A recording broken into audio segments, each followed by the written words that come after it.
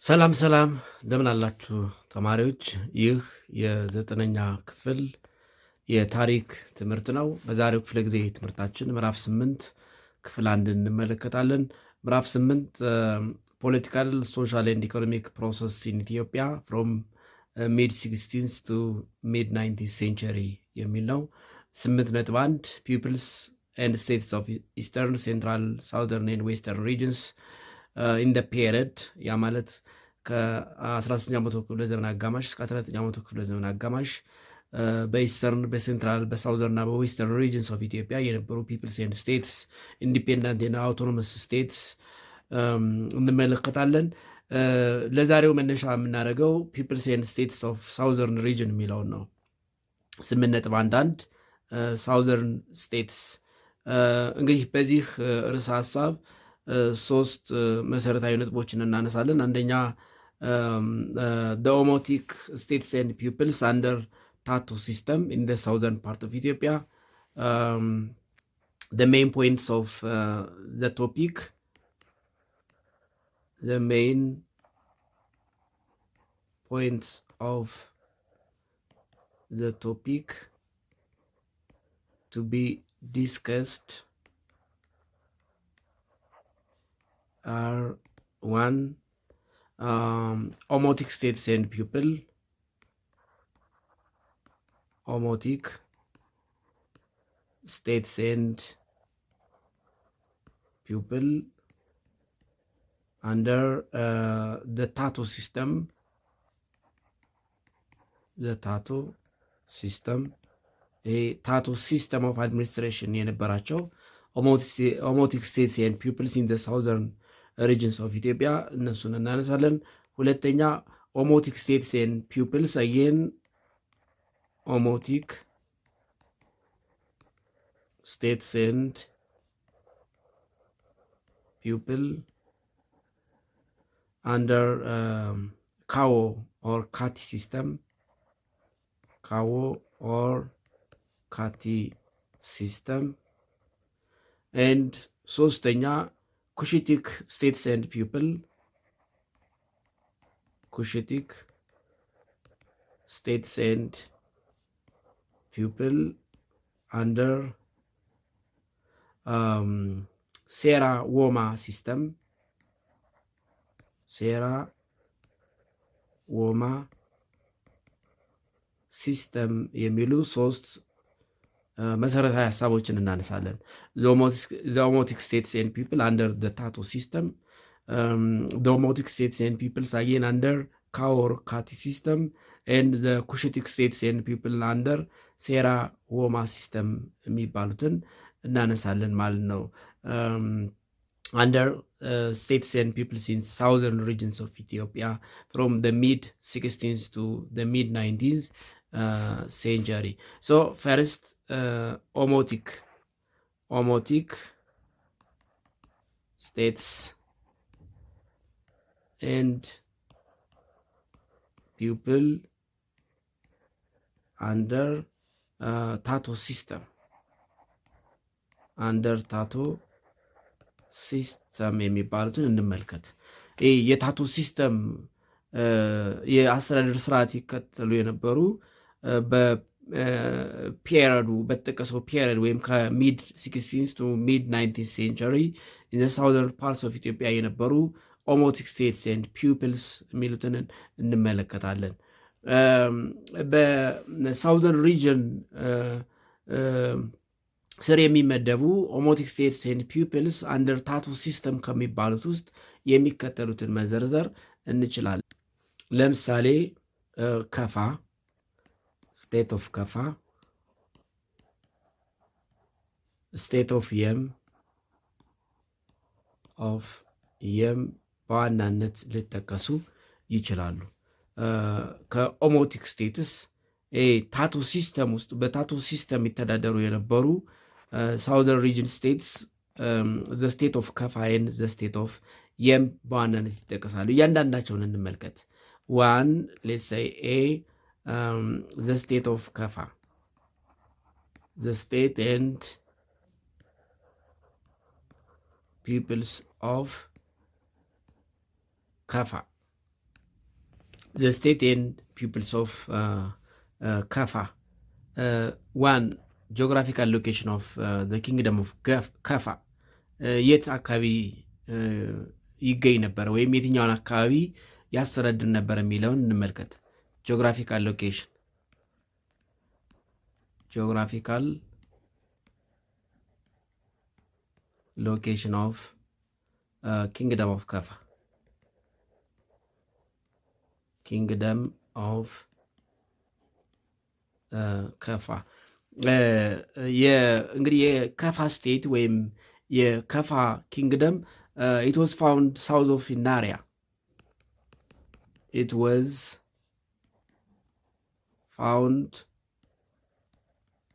south of Inaria state. You remember the Inaria state ከዚህ ቀደም ስለ ኢናሪያ ስቴት ተማምረናል። ስለዚህ ከኢናሪያ ስቴት በደቡብ በኩል ይገኝ ነበረ ወይም ደግሞ it was located south of Gojab and north of Omo River. It was located south of Gojab and north of Omo River. South of Gojab and north of Omo River ይገኝ የነበረ ስቴት ነው። the state of Kaffa ወይም the kingdom of Kaffa. አድሚኒስትሬቲቭ ሲስተሙን ስንመለከት administrative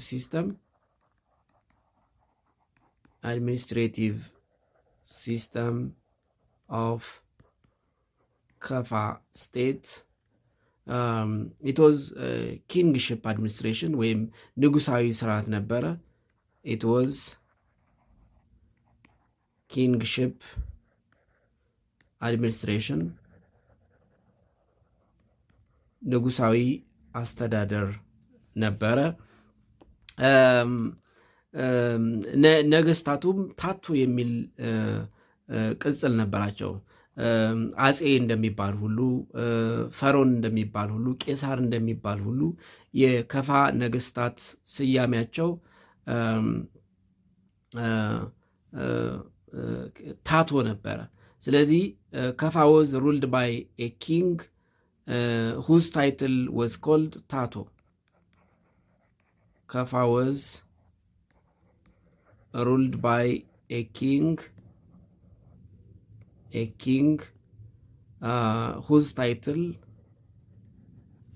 was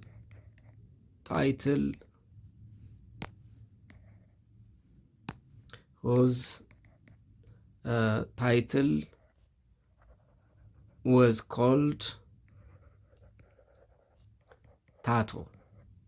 ነገስታቱ ታቶ ይባሉ ነበረ።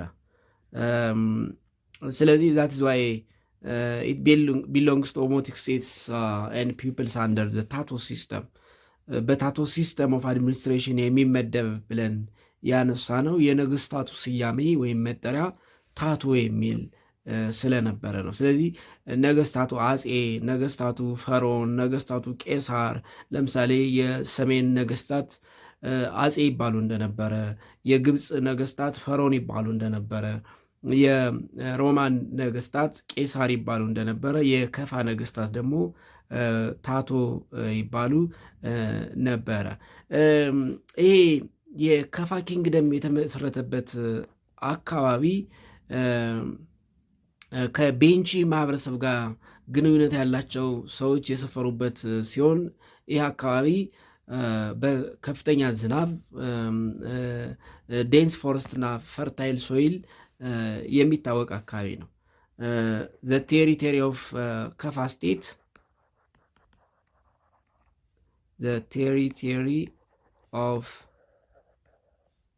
ከፋ ስቴት ሪሲቭ heavy rainfall almost all year round rainfall የሚባል ዝናብ ያገኛል። አመቱ ዝናብ የሚያገኝ አካባቢ ነው። has dense forest dense forest and has fertile soil. has fertile soil ለም አፈር፣ ጥቅጥቅ ያለ ጫካ እና ዓመቱ ሙሉ በሚባል ደረጃ ዝናብ የሚያገኝ አካባቢ ነበረ። የከፋ ኪንግደም የስልጣን ሽግግር ስንመለከት ስልጣን ይሸጋገር የነበረው በዘር ነበረ። the kings of ከፋ get into power through hereditary በዘር ሀረግ የሚወረስ ነበር። the kingship was hereditary. the kingship was hereditary. በዘር ሀረግ የሚወረስ ነበር። ያ ማለት እንግዲህ ንጉሱ ሲሞት ልጅ ይወርሳል፣ ወይም ደግሞ የቅርብ ዝምድና ያለው መንገስ የሚችል ለንጉሱ ቅርብ የሆነ በአብዛኛው ወንድ ልጅ እንዲነግስ ይደረጋል። ሌላው ንጉሱ አድቫይዘሪ ካውንስሎች ይኖሩት ነበረ። the king of ከፋ ስቴት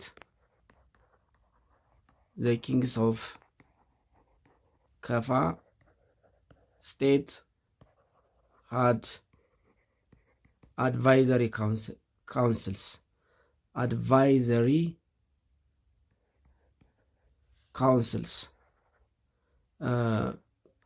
councils of council of nobles called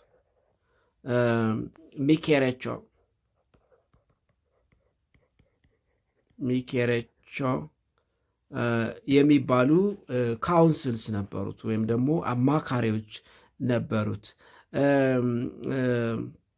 አገልግሎታቸው ወይ ደግሞ ስልጣናቸው ምንድን ነው? ንጉሱን አሲስት ማድረግ ነበር። the council of nobles called ሚኬሬቾ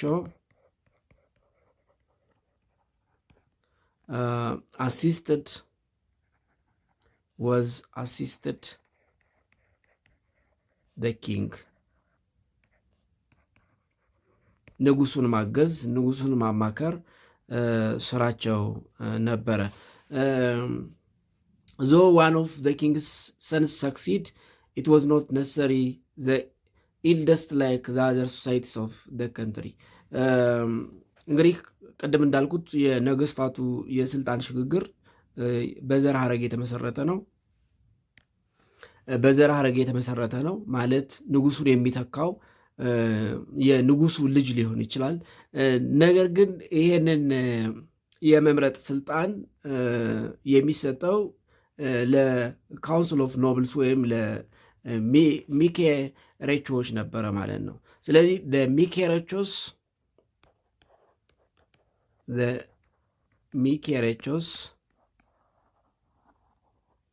the Mikerecho had the authority to choose the successor of the king.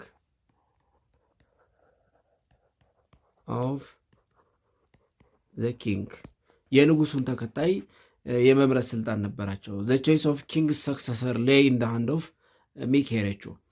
የመኳንንቱ ካውንስል ወይም ምክር ቤት ወይም ደግሞ ሚኬሬቾ ብለው የሚጠሩት የመኳንንቱ ወይም የኤልደርስ ስብስብ ንጉሱን ማን ይተካው የሚለውን ይመርጡ ነበረ።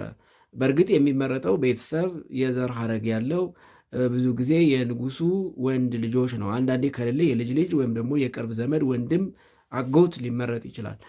ግን ኪንሺፕ ሪሌሽን ወይም ብለድ ሪሌሽን ዊዝ ኪንግ ሊኖረው ግድ ይላል ማለት ነው። ስለዚህ እነዚህ ሚኬሬቾች ንጉሱን በምክር አሲስት ከማድረግ ባለፈ ንጉሱ ሲያልፍ ወይ ደግሞ ማስተዳደር የማይችልበት የእድሜ ጣሪያ ላይ ሲደርስ እርጅና ሲጫጫ ነው እሱን የሚተካውን ልጅ የመምረጥ እሱን የሚተካውን ተከታይ የመምረጥ ስልጣንም ነበራቸው፣ ወይም ደግሞ መምረጡ በእነሱ እጅ ነበረ ማለት እንችላለን።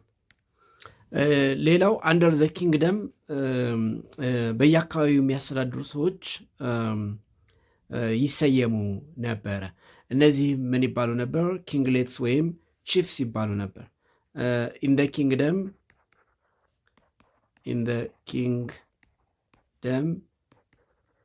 kinglets or chiefs were assigned to administer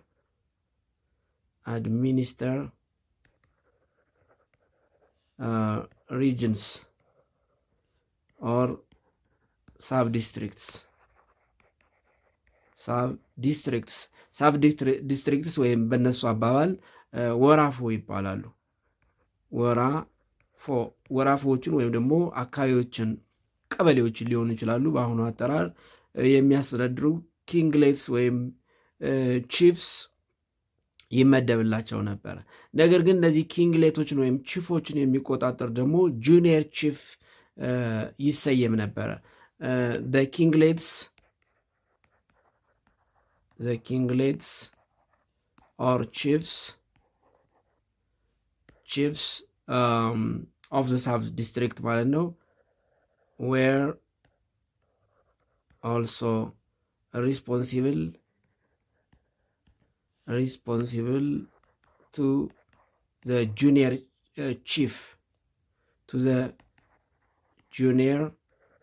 chief called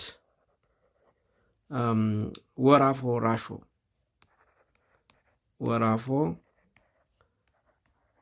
ራሾ ያ ማለት እንግዲህ ንጉስ ይኖራል the king ዴን ኪንጉ ሚኬረቾች አሉ፣ ኖብል ካውንስልስ፣ ካውንስል ኦፍ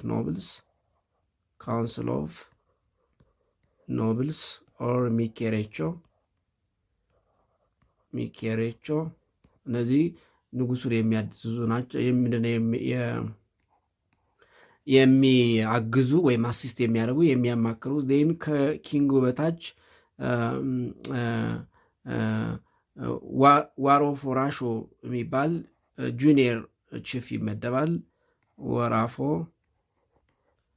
ራሾ ዴን ከሱ በታች ደግሞ ሜኒ ምኖች ይኖራሉ ማለት ነው። ኪንግሌትስ ኦር ቺፍስ ይኖራሉ። እነዚህ ዘይ አድሚኒስተር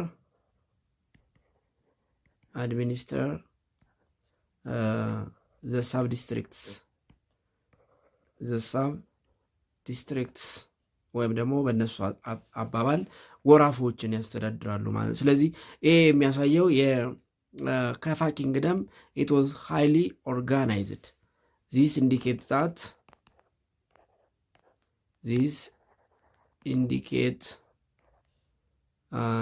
that the kingdom of Kafa was highly organized የተደራጀ አስተዳደር እንደነበረ በዚህ መረዳት ይቻላል ማለት ነው። ሌላው ቦንጋ was the center of the kingdom. ቦንጋ was the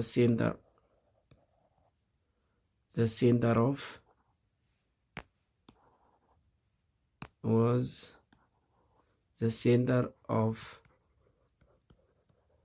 the kingdom. የነገስታቱ መቀመጫ ወይም ሄድ ኦፊስ ወይም ሄድ ኳርተር ወይም ዋና ከተማ ቦንጋ ነበረች። እንዲሁም ደግሞ ከቦንጋ በተጨማሪ አንደረቻ ወዝ ሰከንድ ሲት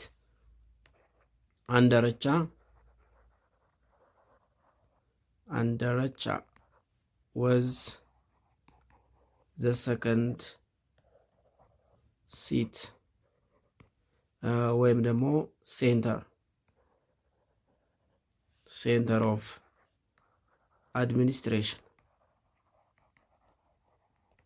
አድሚኒስትሬሽን ቱ ዘ ሳውዝ ኢስት ኦፍ ቦንጋ።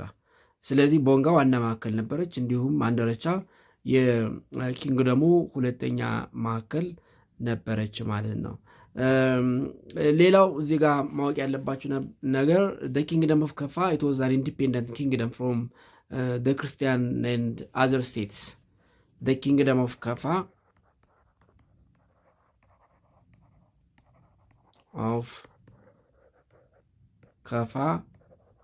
was an independent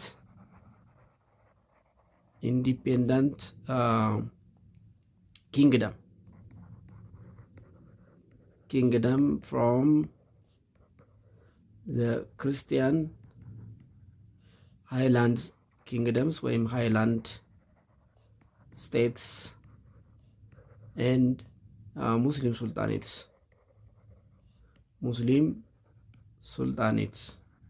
በሙስሊም ሱልጣኔትም በክርስቲያን ሃይላንድ ኪንግደምም ስር ያልነበረ ራሱን የቻለ ኪንግደም ነበረ። ነገር ግን ከፋ ወዝ ኢንፍሉዌንስድ ባይ ክርስቲያን ኪንግደም። ኦፍኮርስ በኋላ በክርስቲያን ኪንግደሙ ተጠቃላለች። ነገር ግን መጀመሪያ የክርስቲያን ኪንግደሙ አካል ወይም ደግሞ የሙስሊም ሱልጣኔቱ አባል አልነበረችም። ነገር ግን ከፋ ወዝ ሃይሊ ኢንፍሉዌንስድ ባይ ክርስቲያን ኪንግደም። ኔቨርዘለስ አት ዘ ቢጊኒንግ ኦፍ ዘ 6th century ከፋ ሲምስ ቱ ሃቭ ቢን አን ኢንዲፔንደንት ስቴት። ሃዌቨር ከፋ ሰርቫይቭድ ዘ ኦሮሞ ፕሬዠር ኤንድ ዲስኮኔክትድ ኢትስ ሪሌሽን ዊዝ ዘ ክርስቲያን ኪንግደም። በተለይ በኦሮሞ ፖፑሌሽን ሙቭመንት ከክርስቲያኑ ኪንግደም ጋር የነበራት ግንኙነት እንዲሁም ተጽዕኖ የነበረው ቢሆንም ከፍተኛ ኢንፍሉዌንስ የነበረው ቢሆንም ቢኮዝ ኦፍ ኦሮሞ ፖፑሌሽን ሙቭመንት ወይም ፕሬዠር ግን ከክርስቲያን ኪንግደሙ ጋር የነበረው ግንኙነት እንዲቋረጥ ተደርጓል። ሶ ከፋ ገቨርንድ ኢትሰልፍ አዝ አን ኢንዲፔንደንት ስቴት አንቲል ዘ ሌት 19th century። ስለዚህ በኦሮሞ ፖፑሌሽን ሙቭመንትም ሳይዋጥ ከክርስቲያን ኪንግደሙን ቢለይ እስከ 19ኛው መቶ ክፍለ ዘመን መጨረሻ ድረስ ራሱን የቻለ ስቴት የነበረ ወይም ደግሞ ኪንግደም የነበረ ነው ማለት ነው። ስለዚህ ከፋ ወዝ አን ኢንዲፔንደንት ስቴት አንቲል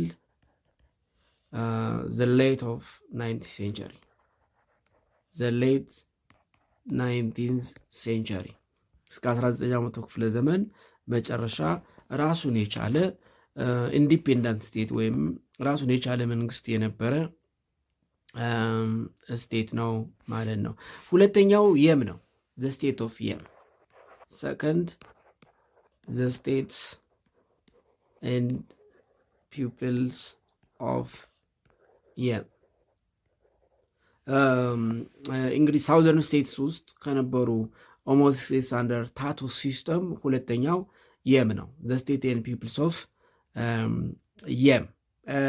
ኤቪደንስ ሾውስ ዛት የም ሃድ ስታብሊሽድ ስቴት ቢፎር ዘ ሌት 6th century። እንግዲህ ዘ ስቴት ኦፍ የም የተቋቋመው ከ19ኛው መቶ ክፍለ ዘመን በኋላ ነው።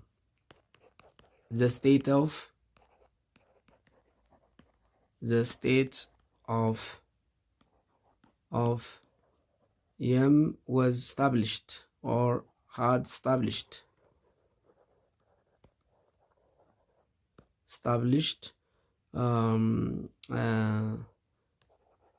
before the late 16th century። የ19ኛው መቶ ክፍለ ዘመን ከማለቁ በፊት የተቋቋመ መንግስት ነው።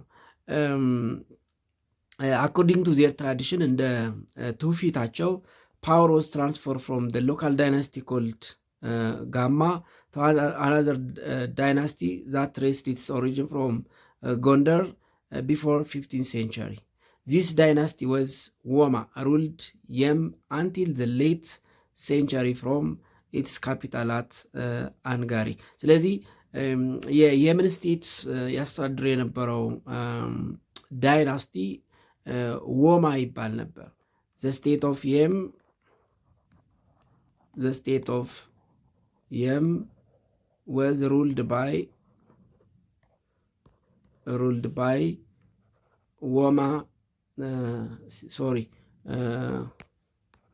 Moa dynasty. By Moa dynasty. በሞዋ ዳይናስቲ ይተዳደሩ ነበረ። and their capital was Angari. The capital of Yem kingdom or Yem state was አንጋሪ የምትባል ከተማ እንደነበረች እንግዲህ ታሪካቸው ያስረዳል። ሌላው እንግዲህ የም ስቴት ራሱን የቻለ ሃይራርኪ ነበረው። የም ስቴት ዋዝ ሃይራርኪካሊ ኦርጋናይዝድ። የም ስቴት ዋዝ ሃይራርኪካሊ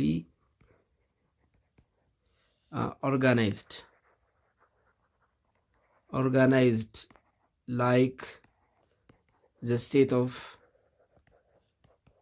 Kaffa and Inaria. እንደ ስቴት ኦፍ ካፋ እንደ ስቴት ኦፍ ኢናሪያ ሁሉ የምስቴት ሃይራርኪካል ኦርጋናይዝድ ወይም ደግሞ ኦርጋናይዝድ የሆነ የመንግስት አወቃቀር የነበረው ነበረ። and its key institution were broadly similar like ካፋ and ኢናሪያ። ኢንስቲቱሽኖቹ ወይም መንግስታዊ አወቃቀሮቹ ከከፋና ከኢናሪያ ጋር ኦልሞስት ተቀራራቢ የነበረ ነው ማለት ነው። at the top of the political hierarchy there was a king. At the top of the political hierarchy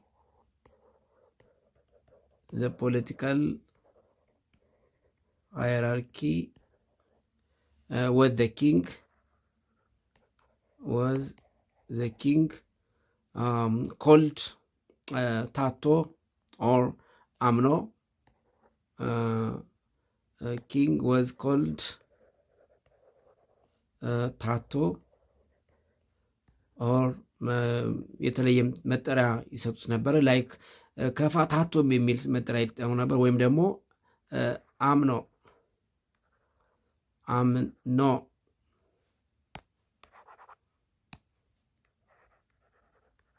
አምኖ የሚል መጠሪያ ነበራቸው። ለዛም ነው ኦሞት ስቴትስ አንደር ታቱ ሲስተም ውስጥ የተመደበው። ምክንያቱም የነገስታቱ መጠሪያ የም ምንድነው ታቶ የሚል ስለነበረ የየም ነገስታት መጠሪያ ላይክ ከፋ ታቶ የሚል እንግዲህ ታቶ አበበ ከሆነ የንጉሱ ስም ታቶ አበበ። እንግዲህ አፄ ቴዎድሮስ እንደምንለው፣ አፄ ዮሐንስ እንደምንለው፣ አፄ ምኒልክ እንደምንለው ታቶ የሚል መጠሪያ ወይም ደግሞ ቅጽል ነበራቸው። ወይም ደግሞ በሌላ አባባል የሞቹ አምኖ የሚል መጠሪያ ነበራቸው። ስለዚህ አት ዘ ቶፕ ኦፍ ዘ ሃይራርኪ የአስተዳደሩ የበላይ ወይም ደግሞ ዋና ንጉሱ ነበረ ወይም ታቶ ነበረ ማለት ነው። ነገር ግን የምን ለየት የሚያደርገው ይህ ንጉሱ ፖለቲካዊ ሊደር ብቻ አልነበረም። ኢት ዋዝ ሪሊጂየስ ሊደር ኦልሶ። ዘ ታቶ ዳት ኢዝ ዘ ኪንግ was both political and religious leader.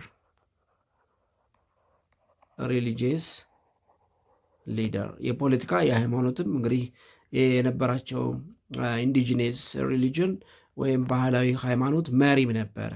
ስለዚህ የፖለቲካም የሃይማኖት መሪ ሆኖ ይሾም ነበረ ማለት ነው። and like Mikerecho of Kafa below the king where his 12 counselors called assessors lead by ዋሶ። እንግዲህ ታስታውሱ ከሆነ የከፋ ኪንግደም የንጉሱ አማካሪዎች ካውንስል ኦፍ ኖብልስ ሚኬሬቾ ይባሉ ነበር። እንደነሱ ሁሉ የየም ንጉስ 12 ካውንስለርስ ነበሩት። the king of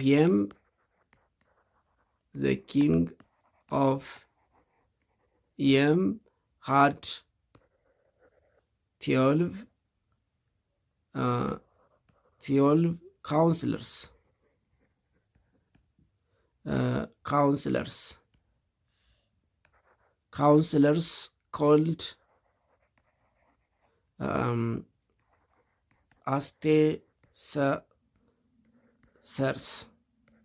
አስቴሰርስ የሚባሉ ካውንስለርስ 12 አማካሪዎች ነበሩት። እነዚህ ደግሞ they were led by ዋሶ የራሳቸው ቺፍ ነበራቸው። the አስቴሰርስ were led by ዋሶ። ስለዚህ ንጉሱ ይኖራል። ንጉሱ 12 አማካሪዎች ይኖሩታል። እነዚህን 12 አማካሪዎች ወይም ደግሞ ካውንስለርስ ወይም በእነሱ አጠራር አስቴሰርስ የሚመራ ሊድ የሚያደርግ ወይም እንደ አፈ ጉባኤ ሆኖ የሚመራቸው ዋሶ የሚባል መሪ ነበራቸው ማለት ነው። ስለዚህ እንደ ከፋ ነገስታት የየም ንጉስም ወይም ነገስታትም አማካሪዎች ነበሯቸው። የከፋ ነገስታት አማካሪዎች ወይም ካውንስል ኦፍ ነብልስ ሚኬረቾ ይባሉ እንደነበረ ሁሉ የየም ደግሞ አስቴሰርስ ይባላሉ።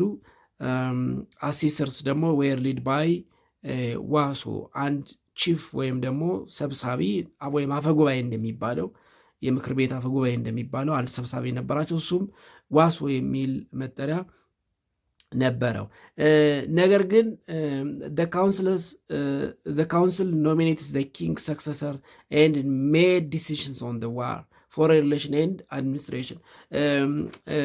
ላይክ የከፋ አስተዳደር ወይም ኪንግደም ሚኬረቾች የንጉሱን ተከታይ ይመርጡ ነበር። እነዚህም የየም ነገስታት አማካሪዎች ወይም ካውንስለርስ የንጉሱን ተከታይ ኖሚኔት የማድረግ ስለ ጦርነት ውሳኔ መስጠት፣ የውጭ ግንኙነት እና አስተዳደር ነገሮችን የመወሰን ስልጣን ነበራቸው።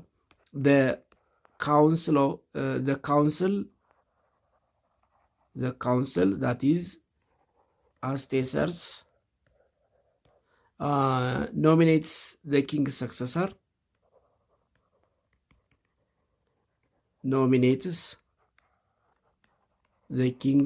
successor, የንጉሱን ተከታይ ኖሚኔት ያደረጉ ነበር። made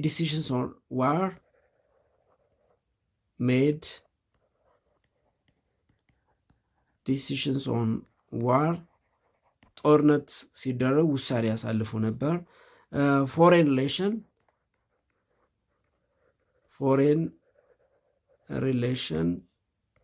and administration አስተዳደራዊ ስልጣንም ነበራቸው። የውጭ ግንኙነት፣ የፎሬን ሪሌሽን፣ ጦርነት ሲመጣ ውሳኔ ማሳለፍ፣ የንጉሱን ተከታይ መምረጥ፣ ኖሚኔት ማድረግ እና የማስተዳደር ስልጣን ነበራቸው ማለት ነው።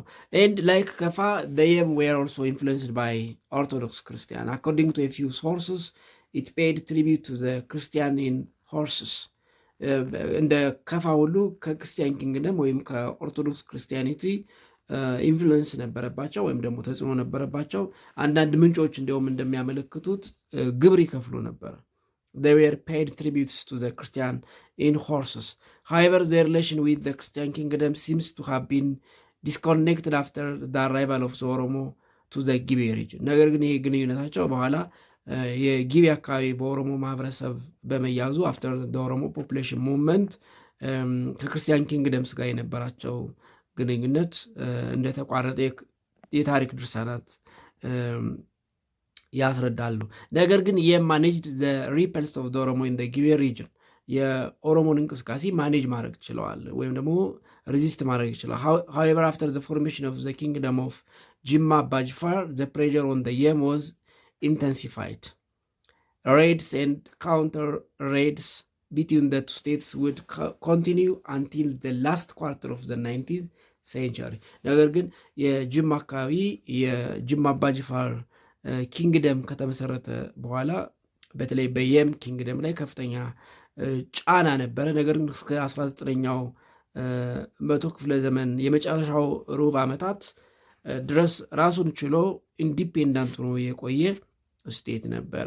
ስለዚህ ኦሞቲክ ስቴትስ አንደር ታቶ ኦሞቲክ ስቴትስ ኤንድ ፒፕልስ አንደር ታቶ ሲስተም ይባሉ ከነበሩ ሳውዘርን ስቴትስ ከፋና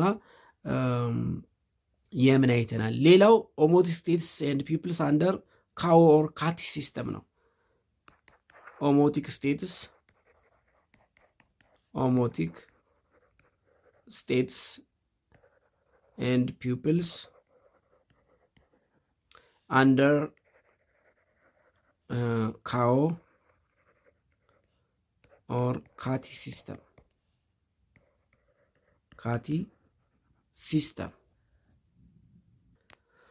So when you see some of the omotic states and peoples under cow or cat system እነዚህን ማንሳት እንችላለን። ለምሳሌ ዘ ስቴት ኦፍ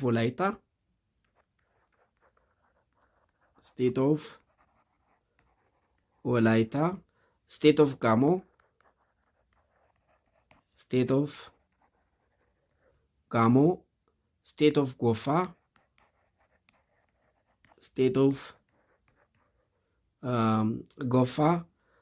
ስቴት ኦፍ ስቴት ኦፍ ዳውሮ፣ ኤንድ ስቴት ኦፍ ኮንታ ይነሳሉ። ስቴት ኦፍ ኮንታ እንግዲህ እነዚህ ኦሞቲክ ስቴትስ ኤንድ ፒፕልስ አንደር ካዎ ኦር ካቲ ሲስተም ነው። ለምን ነው በካዎ ወይም ካቲ ሲስተም የተመደቡት? እነዚሁ አምስቱም አንደኛ ሊቭድ ኦን ቦት ሳይድስ ኦፍ ኦሞ ሪቨር የሚኖሩት በኦሞ ሪቨር ዙሪያ ነው። ሊቭድ ኦን ቦዝ ሳይድስ ኦፍ ኦሞ ሪቨር። ሁለተኛ they have nearly similar political structure, have nearly similar political structure ሲሚላር ፖለቲካል ስትራክቸር ስላላቸው እና ኦን ቦዝ ሳይድስ ኦፍ ኦሞ ሪቨር የሚኖሩ ስለሆኑ አንድ አይነት ሲስተም ኦፍ አድሚኒስትሬሽን አላቸው፣ ወይም ደግሞ ሲስተም ኦፍ አድሚኒስትሬሽናቸው ካዎ ኦር ካቲ ሲስተም። ያ ማለት የነገስታቱ መጠሪያ ለምሳሌ ከፋ የየም ታቶ እንደምንለው የእነዚሁ ደግሞ ካዎ ወይም ደግሞ ካቲ የሚለውን መጠሪያ በጋራ ይጠቀማሉ። ለዛም ነው ኦሞቲክ ስቴትስ ኤንድ ፒፕልስ አንደር ካዎ ወይም ካቲ ሲስተም ተብለው የተዘረዘሩት። ስለዚህ እያንዳንዳቸውን እንመልከት።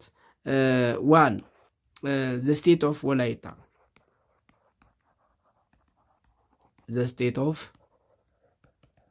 ወላይታ፣ የወላይታን መንግስት እንመልከት። እንግዲህ ጂኦግራፊካል ሎኬሽን ስንመለከት ጂኦግራፊካል ሎኬሽን ኦፍ ዘ ስቴት ኦፍ ወላይታ፣ ጂኦግራፊካል ሎኬሽን ኦፍ ዘ ስቴት ኦፍ ወላይታ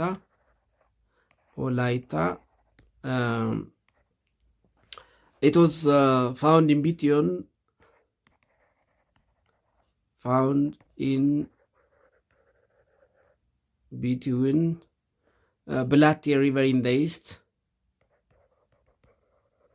Blatte River in the east,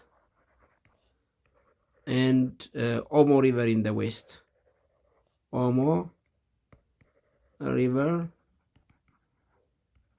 west. ስለዚህ በብላቴና በኦሞ ወንዝ መካከል ያለውን አካባቢ ያስተዳድር የነበረ መንግስት ነው ዘ ስቴት ኦፍ ወላይታ። በኦሞ ሪቨር ከዳውሮ ፒፕል ይለያል። ኦሞ ሪቨር ሰፓሬትስ ወላይታ ፍሮም ዳውሮ ፒፕል። ኦሞ ሪቨር separates them from Dauro people.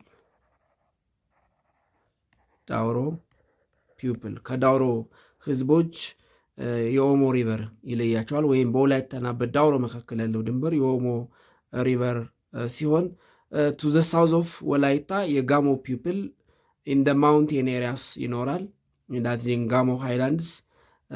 ስለዚህ ሳውዝ ኦፍ ወላይታ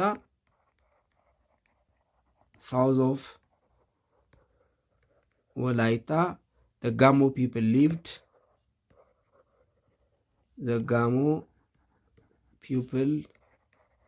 lived in Gamo Highlands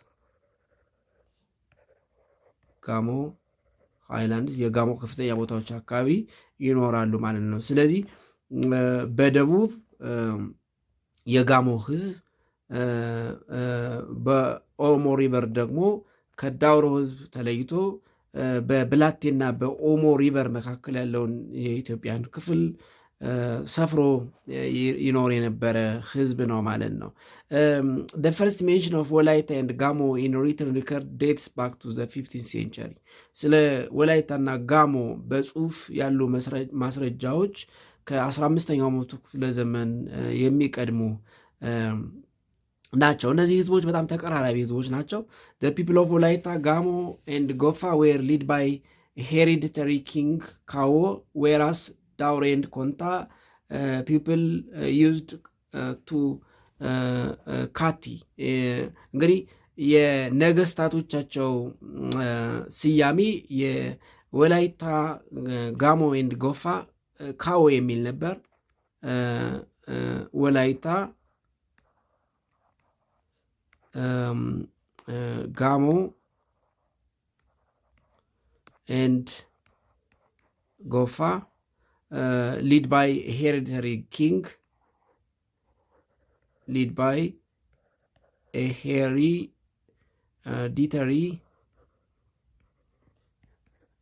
king called ካዎ whereas ዳውሮ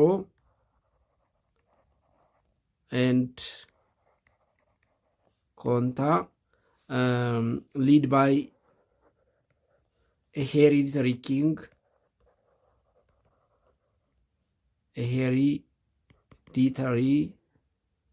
king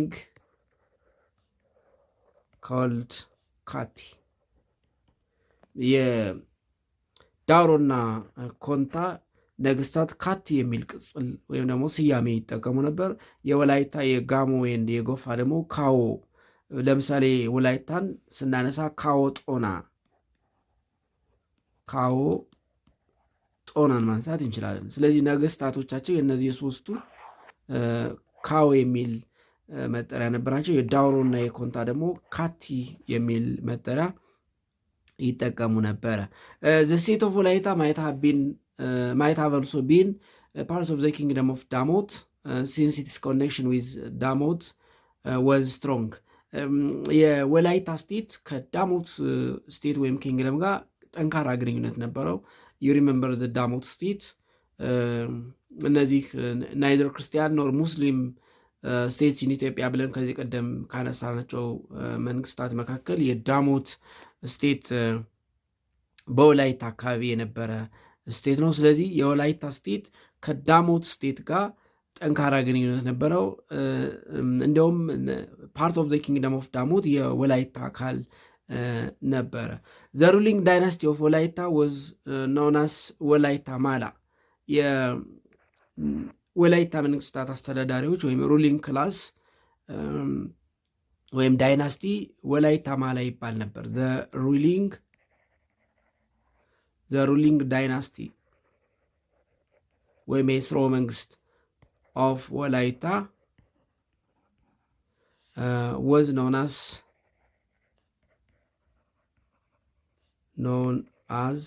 ወላይታ ማላ ይባል ነበር።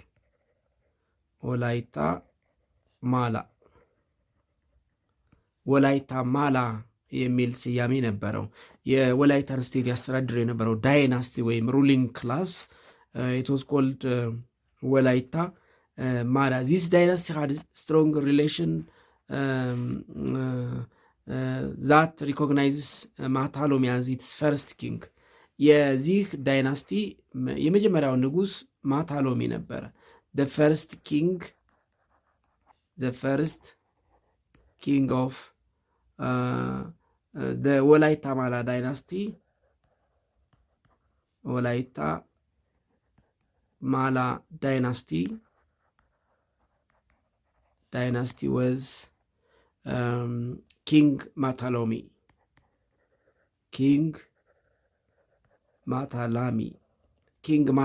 ነበር የመጀመሪያው king. Walaita was mentioned as one of the areas paying tribute to the Christian king. Isaac ruled from 1413 to 1430 ከ1413 ከ1430 የክርስቲያን ኪንግደሙን ላስተዳድረው ይስሐቅ ግብር ይከፍሉ ነበረ። it might have also continued as part of the Christian empire up to the war of Ahmed ኢብራሂም እስከ አህመድ ኢብራሂም ወይም በተለምዶ ግራኝ አህመድ እስከሚባለው ጦርነት ጊዜ የክርስቲያን ኢምፓየሩ አካል ሆነው እንደቆዩ ይገመታል። the king that is chaos ወላይታ belongs to ወላይታ ማላ and ትግሬ ማላ dynasty የወላይታ ስቴትስ ነገስታት the kings that is chaos ወላይታ of ወላይታ belonged to ወላይታ ማላ dynasty ወላይታ ማላ dynasty and ትግሬ ማላ ዳይናስቲ። እንግዲህ የወላይታን መንግስት ወይም ስቴት ኦፍ ወላይታን ያስተዳድሩ የነበሩ ሁለት ዳይናስቲዎች ነበሩ ማለት ነው። ነገስታቱ ከነዚህ ከሁለቱ ከአንዱ የሚነግሱ ነበረ። አይዘር ፍሮም ወላይታ ማላ ዳይናስቲ ኦር ትግሬ ማላ ዳይናስቲ። the beginning of the ወላይታ ማላ was associated with the kingdom of ዳሞት ሲንስ ዘ 13th century የወላይታ ማላ መጀመሪያ ከኪንግደም ኦፍ ዳሞት ጋር የተገናኘ ነው። ያ ማለት ሲንስ 13th century and its king Matalomi was traditionally said to have been the founder of Matalama ወላይታ ማላ ruling family until the ትግሬ ማላ replaced it in the late 15th century። ስለዚህ የመጀመሪያው ዳይናስቲ the first dynasty of the state of Walaita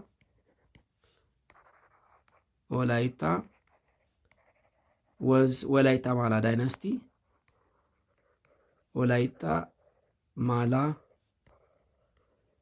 dynasty, that is till the end of 15th century when till the late 15th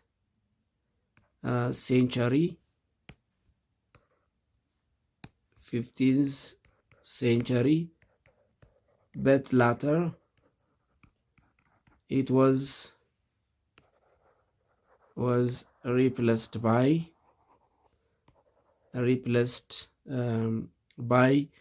ትግሪ ማላ dynasty ትግሪ ማላ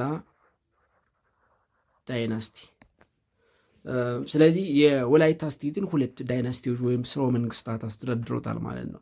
እስከ ሌት 15th century እስከ 15ኛው መቶ ክፍለ ዘመን መጨረሻ የወላይታ ማላ ዳይናስቲ፣ ከዛ በኋላ ደግሞ የትግሪ ማላ ዳይናስቲ አስተዳድሮታል። and the ትግሪ ማላ ዳይናስቲ lasted in the late 19th century። ይህ ዳይናስቲ እስከ 19ኛው መቶ ክፍለ ዘመን መጨረሻ ድረስ የቆየ ነው። the Tigray Mala dynasty of the state of Walaita, Walaita lasted in the late ኢን ዘ ሌት 19th ሴንቸሪ እስከ 19ኛው መቶ ክፍለ ዘመን መጨረሻ ድረስ የቆየ ዳይናስቲ ነው ማለት ነው።